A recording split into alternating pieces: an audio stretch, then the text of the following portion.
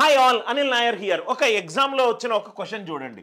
Q equivalent to 1 factorial plus 2 factorial and so on up to n factorial.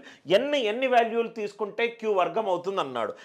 ఒకటి తీసుకుంటే Q equivalent to 1 అనేది perfect square.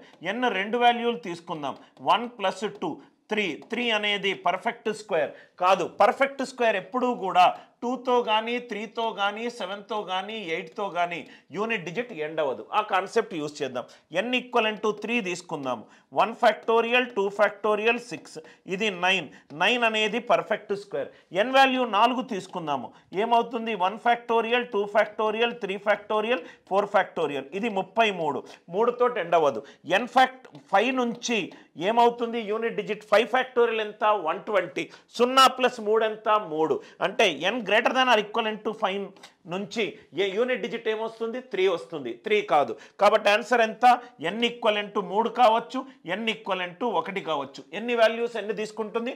2 values. Concept అర్థమవుతే like చేయండి, share చేయండి. Anil Nair classes ఛానల్ని subscribe చేసుకోండి. ఇంకా తెలుసుకోవాలనుకుంటే ANC యాప్ లింక్ని డౌన్లోడ్ చేసుకోండి.